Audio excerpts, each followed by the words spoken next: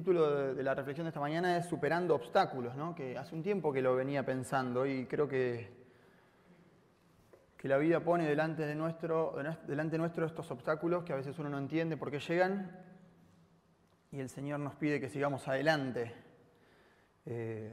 Hablaba con el pastor en la semana preguntándole por la etapa de construcción de la iglesia. Hay muchos de ustedes que vivieron la etapa de ampliación, ¿no? No sé cuántos de los que están hoy acá presentes recuerdan lo que era el templo más chiquito, lo que conocíamos como el chalet. ¿Cuántos de los que están acá levanten la mano? Bien, son varios, ¿no? Que participaron de eso. Yo veía fotos esta semana y la iglesia original, la primera iglesia era hasta ahí, hasta las columnas esas donde está la platea, donde estaban los chicos hoy. Y después la iglesia pudo extender hacia acá, ¿no? Y crecer. Y le preguntaba al pastor esta semana, bueno, ¿cuáles fueron las dificultades? ¿Cuáles fueron esos obstáculos que la iglesia tuvo que superar en ese momento? El año pasado recordábamos que se hacía 30 años de la ampliación de la iglesia, así como la conocemos hoy, y bueno, tiempo después creció hacia atrás, ¿no? Hacia el costado. El pastor me decía, bueno, el primer obstáculo fue la aprobación de los planos, ¿no? Y había que lograr que se aprueben los planos porque la ley de edificación de ese momento, en esa época, establecía que no se podía construir, en su totalidad había que dejar algunos metros cuadrados libres. Y entonces la iglesia tuvo que presentar una carpeta muy grande argumentando por qué quería construir de esta manera el templo, y se logró. Ese fue el primer obstáculo que el pastor me dice, eso tuvimos que superar. Después otro de los obstáculos es el techo. Yo no sé a cuántos le llama la atención el techo de la iglesia, pero no hay columnas en el medio, ¿no? Es un techo amplio, un espacio abierto, no sé qué cantidad de metros cuadrados tiene, pero no hay una columna que sostenga en el medio. Y esto se pensó así.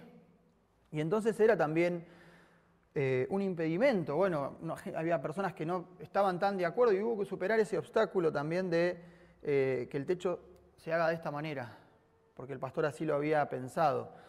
Y el tercer obstáculo, el que todos imaginamos, había que juntar el dinero para construir, ¿no? Yo miraba fotos y a esa altura había un cartel que decía, obviamente yo no lo vi, que decía que esta iglesia se estaba construyendo con el aporte de sus miembros, ¿no? Imagino lo que siempre pasa cuando las iglesias crecen y demás, lo que piensa la gente que está afuera, ¿no? ¿De dónde vienen estos fondos? ¿De dónde sale el dinero? Y todo lo que sabemos que muchas veces se habla, pero acá hay muchos hermanos que no dan fe de que esto fue así, ¿no? El pastor siempre ha contado la historia de que un hermano se acercó un día y le dijo, no tengo nada para ofrendar, pero voy a ofrendar mi alianza, ¿no? Las alianzas de matrimonio. Y que el domingo siguiente en las bolsitas de las ofrendas se escuchaban el tintineo de las alianzas, ¿no? Todo lo que se logró con el esfuerzo de muchos de los que están hoy acá. En cada una de las dificultades, me decía el pastor esta mañana, la mano de Dios fue milagrosa, ¿no? Y me decía que ellos fueron viendo cómo Dios fue allanando el camino en cada uno de los obstáculos que hubo delante. Pensaba esta semana en Nehemías, que empezamos a estudiarlo hace 15 días, que siempre que se encara una gran obra como la que se hizo en ese momento, van a existir, o pueden llegar a existir, problemas que pueden llevar a que esa obra se interrumpa, ¿no? Y esto es algo que le va a pasar a Nehemías en su trabajo, en su labor de reconstruir Jerusalén, la ciudad a la que él pertenecía. Y es una interesante enseñanza que frente a un obstáculo, una dificultad, hay que seguir adelante y no hay que detenerse, ¿no? Iban a surgir obstáculos que iban a intentar frenar la obra que Nehemías había iniciado. Vamos a leer en el capítulo 4, los primeros 3 versículos. Dice así, yo lo voy a leer en Dios habla hoy, entonces tal vez alguna palabra sea distinta, pero el sentido, el espíritu de lo que transmite la palabra de Dios es la misma. Cuando Sanbalat supo que estábamos reconstruyendo la muralla, se indignó y enfurecido comenzó a burlarse de los judíos, diciendo ante sus compañeros y el ejército de Samaria, ¿qué se creen estos judíos muertos de hambre? ¿Acaso piensan que se les va a permitir ofrecer sacrificios otra vez? ¿O que podrán terminar el trabajo en un día? ¿O que de los montones de escombros van a sacar nuevas las piedras que se quemaron? A su lado estaba Tobías, el amonita, que añadió, para colmo, miren el muro que están construyendo. Hasta una zorra lo puede echar abajo si se sube en él. El primer obstáculo que con el que se va a enfrentar Nehemías es el obstáculo externo, ¿no? Es lo primero que pasa cuando él tiene. El obstáculo de los que estaban afuera, la burla, el desprecio, el menosprecio de los que estaban afuera.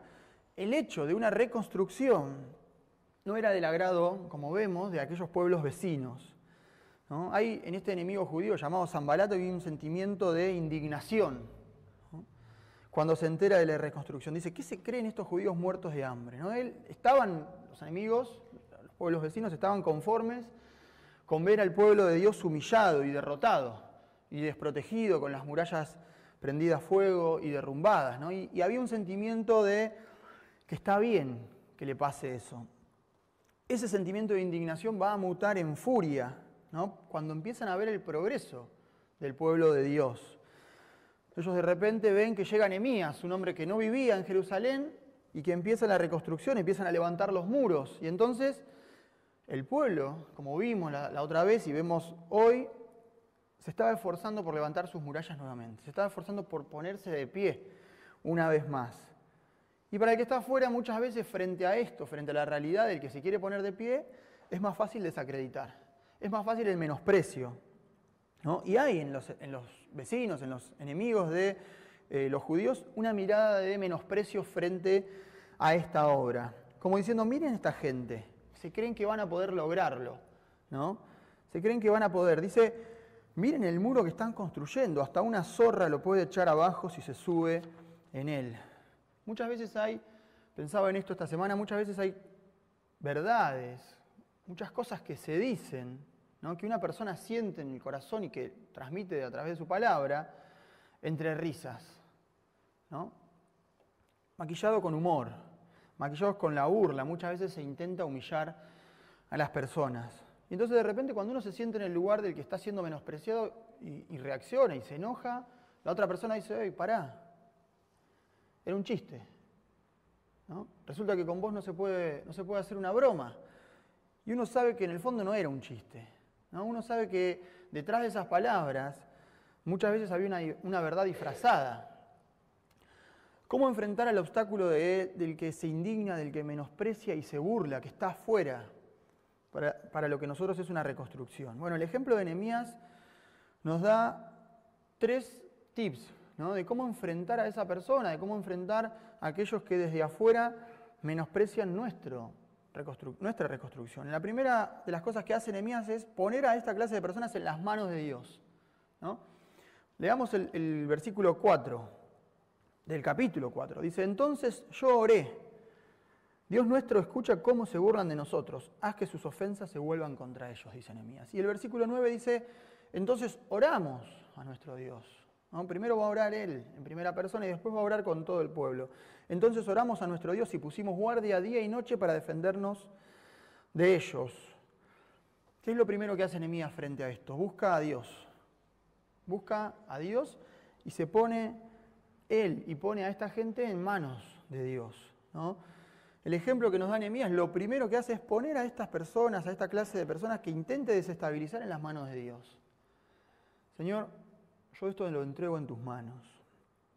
Ante una reconstrucción, sea a nivel grupal, sea a nivel de cuerpo como iglesia, o ante una reconstrucción a nivel personal, si en algún momento uno está encarando, y puede ser hoy el día, esa reconstrucción personal, de reconstruir tu relación personal con Dios, porque tal vez estaba abandonada, porque tal vez hace tiempo que no te acercabas de vuelta a Él de manera honesta y sincera, uno muchas veces va a escuchar cosas, ¿no?, que lo que van a hacer es intentar desestabilizarnos. Va a escuchar gente indignada diciendo barbaridades.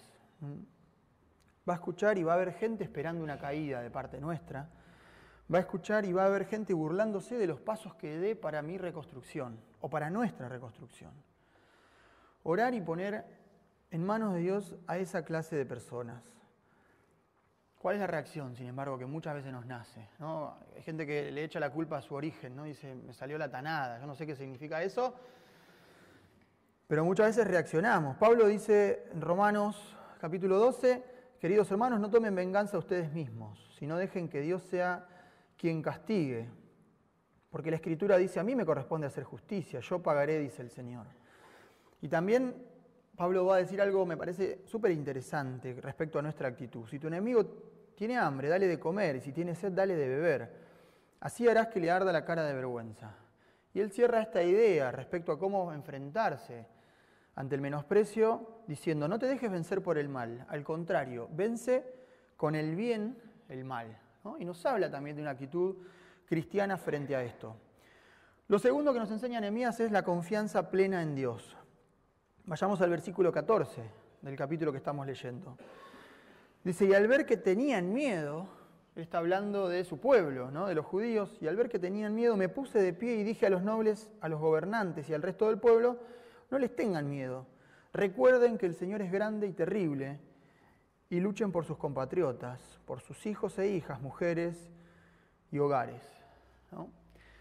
Los problemas, los obstáculos, bien lo sabemos como iglesia esta mañana, van a existir siempre, ¿no? En toda reconstrucción van a surgir inconvenientes, va a haber inconvenientes. Y saber esto nos tiene que preparar, nos tiene que hacernos estar más cerca de Dios y que nuestra confianza esté puesta solamente en Él, ¿no? Para que esos problemas no nos hagan caer.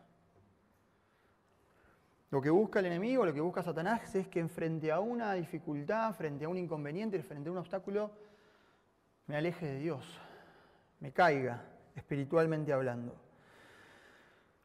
Cuando estamos más comprometidos con Dios, cuando uno está comprometido en su propia reconstrucción personal, interior y espiritual, es cuando más problemas van a surgir, ¿no? Porque Satanás va a intentar desestabilizarnos. Lo siguiente que nos enseña Nehemías en este capítulo 4 es que hay que presentarse delante de Dios con orden, con trabajo y con sentido de pertenencia. Pasamos al versículo 16. Dice Nehemías, a partir de aquel momento, la mitad de mis hombres trabajaba en la obra y la otra mitad se mantenía armada con lanzas, escudos, arcos y corazas. Los jefes daban todo su apoyo a la gente de Judá que estaba reconstruyendo la muralla. Los cargadores seguían llevando cargas, pero con una mano trabajaban y con la otra sujetaban el arma. Todos los que trabajaban en la construcción tenían la espada a la cintura, ¿no? Está haciendo una diferenciación entre los que tenían que sacar los escombros fuera de la ciudad, tenían que cargar, ese que llevaban en una mano el arma y llevaban los escombros, porque tenían que salir y estaban desprotegidos. Y los que estaban trabajando en la reconstrucción de los muros tenían el arma en la cintura, preparados, ¿no? Y a mi lado estaba el encargado de tocar la trompeta. Fíjese lo que dice a continuación. Pues yo había dicho a los nobles y a gobernantes y al resto del pueblo, las obras son enormes y extensas, y nosotros estamos repartidos por la muralla, separados unos de otros. Por lo tanto, allá donde escuchen el toque de trompeta, únanse a nosotros, y nuestro Dios luchará a nuestro lado. De este modo, mientras nosotros trabajábamos de sol a sol en la obra, la mitad de la gente se mantenía con la lanza en la mano. Además, en aquella ocasión dije a la gente que todos, incluso los ayudantes, debían pasar la noche dentro de Jerusalén, para que nos protegieran durante la noche y trabajaran durante el día. Y les voy a decir, todos tienen que mantener su lugar, todos tienen que quedarse en el lugar en el que Dios los puso, ¿no? Dios es un Dios de orden. Y esto es lo que va a plantear Nehemías en este capítulo. Debemos trabajar y en cada cosa que emprendamos, el orden debe estar presente. Porque no estoy haciendo lo que me viene a mi corazón, estoy haciendo una obra para Dios. Porque lo estamos haciendo para Dios. Cada responsabilidad que tengamos, cada servicio, por pequeña que parezca aquella cosa que hagamos, hay que hacerlo con excelencia, porque no lo hago ni para mí ni para los que tengo alrededor, lo hago para Dios. El apóstol Pablo dice en Colosenses, y todo lo que hagan, háganlo de corazón como para el Señor y no como para la gente. Porque ya saben que el Señor les dará la herencia como recompensa, pues ustedes sirven a Cristo el Señor. Pero me parece interesante señalar también el sentido de pertenencia del que apela Nehemías, estar atento a las necesidades de mis hermanos. Él va a decir, luchen por sus compatriotas, por sus hijos, por sus mujeres. Donde suene la trompeta, únanse en ese lugar, ¿no? Luchen por los suyos. Cuando Nehemías dice luchen por los suyos, está diciendo luchen por todos. No por aquellos que nos generan solamente simpatía. Mantener siempre presente el espíritu de cuerpo y defenderlo. Por eso estamos esta mañana acá también. Yo sé que a muchos de ustedes, como a mí, nos gustaría estar en otro lado hoy y no enfrentar lo que nos toca como iglesia, ¿no? Estamos acá porque somos un cuerpo. Y hoy era tiempo de recordar también lo que hizo el Señor como cuerpo de Cristo. Nehemías se va a enfrentar con otro obstáculo, no solamente el obstáculo externo, también se va a enfrentar con el obstáculo interno, ¿no? En toda reconstrucción también hay obstáculos adentro. Y esto no fue ajeno para Nehemías en su trabajo. Él tuvo que lidiar con aquellos problemas que surgen del corazón humano, ¿no? La primera vez que reflexionábamos sobre Nehemías decíamos, bueno, Nehemías sintió empatía y eso lo movilizó a él a viajar hasta Jerusalén y de alguna manera luchar para reconstruir la ciudad, la que él consideraba su ciudad, su lugar. Y ahora él se va a encontrar en el capítulo 5 con un problema adentro del propio pueblo, la falta de empatía. Como sabemos, había, como en toda sociedad, problemas y personas con realidades diferentes, ¿no? Unos con mejores posibilidades, a los que él va a llamar nobles, oficiales, y después estaba el pueblo, más pobre, ¿no? Como pasa en cualquier sociedad. Y estos últimos, los más pobres del pueblo, van a quejarse ante Nehemías. Le van a presentar casi un pedido de auxilio, ¿no? Ya no les alcanzaba ni siquiera para comer. Entonces vamos a leer el versículo 5 del capítulo 5 de Nehemías. Ellos se presentan delante de Nehemías, que oficiaba como gobernador, y les van a trasladar una inquietud. Y se van a comparar con los otros, ¿no? Con los nobles y oficiales, y le dicen a Nehemías, aunque nuestro cuerpo es semejante al de nuestros hermanos, somos todos judíos, les están diciendo, y nuestros hijos son como sus hijos, nosotros hemos tenido que hacer de nuestros hijos y nuestras hijas esclavos al servicio de otros. Algunos ya lo son, y no podemos rescatarlas, porque nuestras tierras y nuestras viñas pertenecen a otros. ¿Qué estaba pasando? Eran todos judíos, pero unos tenían que dar a sus hijos como esclavos para poder pagar deudas, para poder pagar el tributo al rey. ¿Cuál era el problema? El problema era que los que más tenían se abusaban de los que menos tenían, ¿no? Entonces sí, te presto, te doy, pero me quedo con tu casa, me quedo con tus tierras, me quedo con tus hijos como esclavos, ¿no? Esa falta de empatías que Nehemías va a detectar en su propio pueblo atentaba contra el espíritu que él mismo había despertado cuando viajó hasta ahí y le dijo, juntémonos todos, unámonos, seamos un cuerpo y trabajemos para la reconstrucción de nuestro lugar. Esa falta de empatía atentaba contra el espíritu que Nehemías había despertado en ellos, ¿no? De que unidos y que juntos podemos salir adelante. Se había empezado a resentir la relación entre los judíos. Había una grieta, y estaban los dos grupos, estaban ellos y estábamos nosotros. Le vienen a plantear a Nehemías. Ahora, usted sabe que ese sentimiento es intrínseco al ser humano, está dentro nuestro, ¿no? Ese sentimiento de hacerle sentir al otro que es inferior. Es un sentimiento que, aunque obviamente nadie lo reconoce, está, y es algo contra lo que luchamos. Esa comparación, ¿no? Todo el tiempo uno lo ve palpable en los chicos, ¿no? Y conforme vamos creciendo, eso está todavía ahí y uno tiene que luchar para que no salga a la luz, ¿no? Que yo soy más, vos sos noble y vos sos pueblo común y corriente. Esta actitud, creo que el capítulo 5 de Nehemías nos enseña esto, atenta contra la salud y el crecimiento sano de nuestro cuerpo, de nuestra iglesia. Yo pensaba esta semana, esta actitud tengo que cortarla de raíz. No tengo que ni permitirla en mí, cuando aflore, tampoco debemos permitirlas en nuestra iglesia, ¿no? Todos somos miembros del mismo cuerpo, todos somos miembros del cuerpo de Cristo y debemos velar por su integridad. Esta idea de que yo he escuchado alguna vez, yo no voy a ir más a la iglesia porque siento que terminé mi relación con una persona con la que estaba y esa persona empezó antes a venir a la iglesia y entonces nadie por antigüedad, por pertenecer, porque mi familia viene desde hace 70 años, tiene más privilegios que otros. La iglesia es la iglesia de Dios, el cuerpo es el cuerpo de Cristo.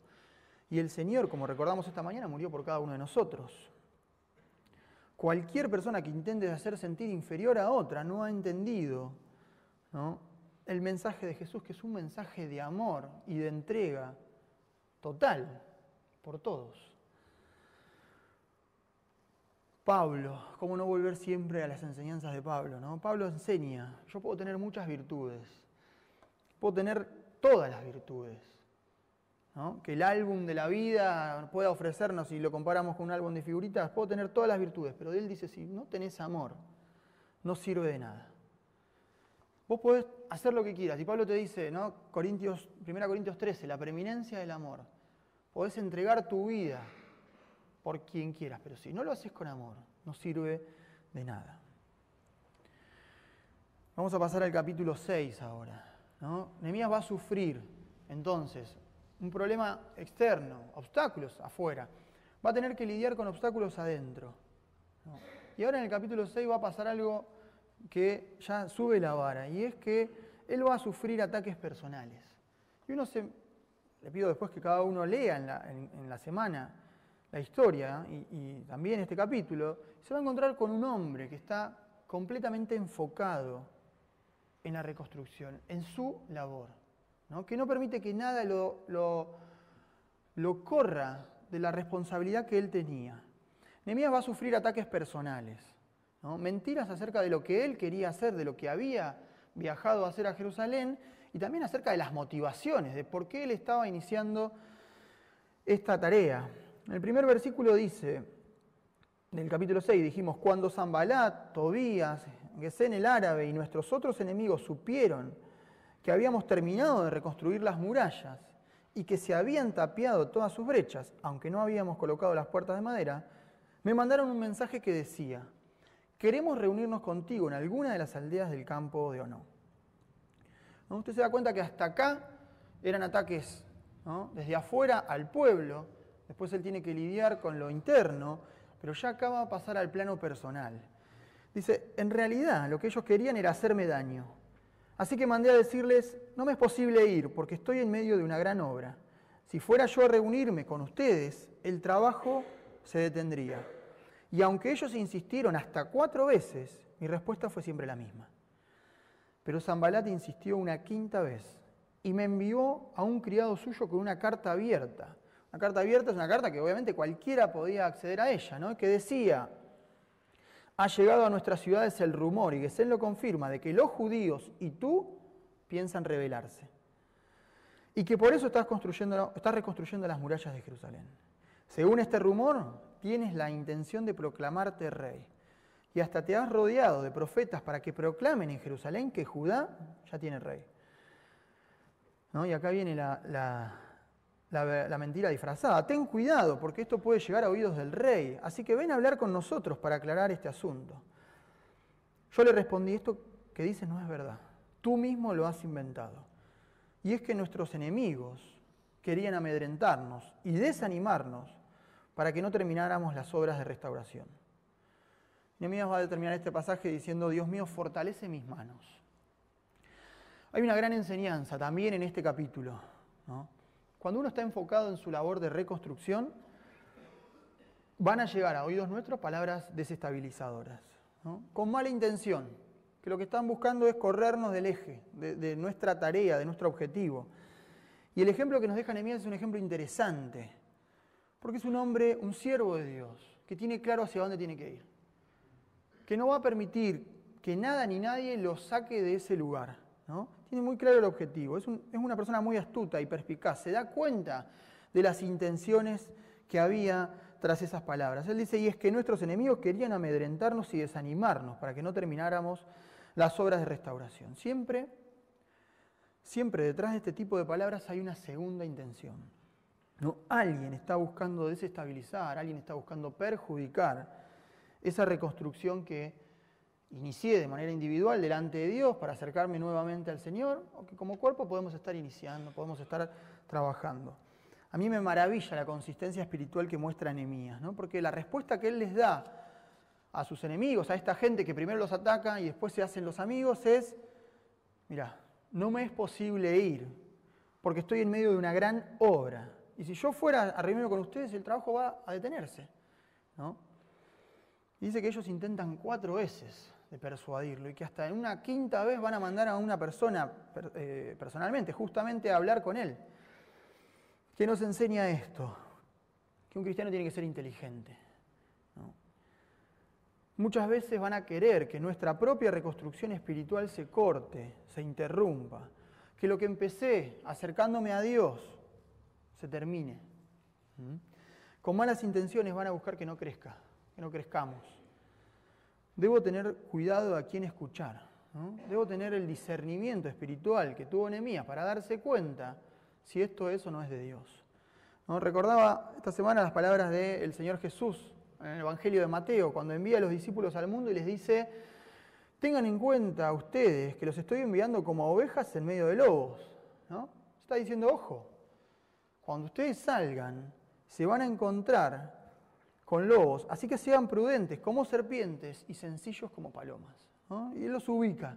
Tienen que tener una actitud, pero tienen que ser inteligentes también, tienen que ser astutos, tienen que darse cuenta realmente aquellas palabras que están recibiendo, de dónde vienen. A mí me encanta de Nehemías que él tenía claro el objetivo, ¿no? Y como decíamos, de ahí no se iba a mover. Tenía plena confianza en Dios. No tenía miedo de lo que dijeran los que estaban afuera, no tenía miedo de lo que pudieran hacer los que estaban afuera. También fue inflexible con los de adentro. Pero sobre todas las cosas fue consistente, ¿no? Mantuvo su compromiso de principio a fin, su compromiso con la reconstrucción y con lo que Dios estaba haciendo, ¿no? Y ese compromiso estaba sostenido en una relación íntima con ese Dios. No se dejó llevar por comentarios, trabajó a la par, ¿no?, de ese grupo de personas y trabajó por el bien de ese lugar. Nehemías pudo considerar varias opciones a la hora de llegar a Jerusalén. Él podría haber iniciado una guerra. Es decir, tenemos armas, vamos a atacar nosotros primero, sorprendámoslo, ¿no? Pudo esperar también a que esto se calmara, ¿no? Y bueno, que se calmen las aguas. Y entonces empezamos ahí o terminamos la tarea de reconstrucción. Cualquiera de esas dos opciones hubiese hecho que la tarea que él fue a hacer se hubiese detenido, hubiese parado, ¿no? Él mantuvo su mirada en su objetivo. Su objetivo era reconstruir las murallas. Su objetivo era poner de pie otra vez a su pueblo. Nadie dejó su puesto. Nadie abandonó su compromiso. Todos se quedaron en ese lugar, ¿no? Y él dice: les pedí que no se vayan a su casa. Les pedí que estuvieran ahí día y noche. 52 días tardaron en levantar las murallas.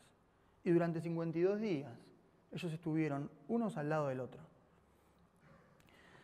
Un comentarista bíblico reflexiona acerca del libro de Nehemías y dice: en la obra del Señor hay muchas distracciones. Hay muchas actividades que reclaman nuestra atención y aún nuestra acción. Tenemos que mantener nuestra mirada en nuestro objetivo, o mejor dicho, en el objetivo divino. ¿Cuál es la conclusión que me deja a mí el libro de Nehemías? Es un libro que nos invita a emprender una reconstrucción, en primer lugar como cristianos, en lo individual, en el aspecto personal. Tal vez esta mañana estás en ese proceso, ¿no?, de reconstruir tu vida espiritual, porque se cortó, porque abandonaste en el camino, porque hubo problemas. Si esa relación con Dios estuvo abandonada en este tiempo, es momento de reconstruirla, ¿no? Siempre pienso en esa imagen de una Biblia abandonada en un costado de nuestra casa, en un mueble, en un cajón. Muchas veces eso es el símbolo de que hay una relación que está apagándose. Bueno, y Nehemías nos enseña que en lo individual es momento de reconstruir esa relación con Dios. Pero también es un libro que nos habla de una reconstrucción como iglesia, ¿no? Hoy, como todo, llegué acá con el ánimo por el piso. Y llegué y vi eso ahí. Y cuando le dije a mi hijo esta mañana que Romy había partido de la presencia del Señor, su carita fue la de todos. Pero llegamos acá y ellos estaban contentos porque empezaban su tarea otra vez. ¿Qué vamos a hacer? ¿Vamos a cerrar la iglesia? ¿Cuál es la enseñanza para ellos? Cada área tiene un objetivo este año. Claro, un objetivo claro por delante. Los grupos de crecimiento empezaron la semana pasada y hablaron, ¿no? Van a conocer la vida de Jesús en profundidad. ¿Para qué? Para poder evangelizar, para poder llegar a otras personas. Y este es el objetivo claro que tienen los grupos de crecimiento. Y detrás de ese objetivo tenemos que estar todos sintonizados como cuerpo de Cristo. El taller de Jesús tiene su objetivo: acercar a las familias a la iglesia, crecer como área, ¿no? Que cuando venga un chico no sea un chico que simplemente es puesto allí, sino que haya toda una familia a la que se vea, que se sienta atraída por la palabra de Dios. Los jóvenes, empezamos hablando ya hace 3 semanas, de dar una batalla espiritual este año frente a los ataques de Satanás, frente a los obstáculos que puedan llegar a surgir. Como iglesia tenemos un objetivo: mantenernos como cuerpo unidos, a pesar de los problemas que surjan, a pesar de los inconvenientes, de las dificultades, del dolor. Es mantener la comunión, crecer espiritualmente. Hoy nos toca como cuerpo sentir dolor, ¿no? ¿Y cómo no sentirlo? Por supuesto, no hay respuestas para esas preguntas. Ayer con los jóvenes repasábamos algunos versículos de la Biblia para tratar, no de entender, para tratar de estar sintonizados con lo que Dios espera de nosotros, ¿no? Romanos 12, dice: gocémonos con los que se gozan y lloremos con los que lloran. Y hoy es tiempo de llorar, y habrá que llorar. Pero Pablo dice: vivamos como si fuéramos uno solo. Vivamos como si fuéramos uno solo. Esta tarde vamos a estar acá, todos, como si fuéramos uno solo, porque somos un solo cuerpo. Pablo también dice en Corintios: de manera que si un miembro padece, todos los miembros se duelen con él. Y hoy tenemos 3 de nosotros padeciendo: la partida de su madre, la partida de su esposa. Dios espera de nosotros una reconstrucción personal y espiritual, pero también espera de nosotros una reconstrucción como cuerpo, como iglesia, ¿sí?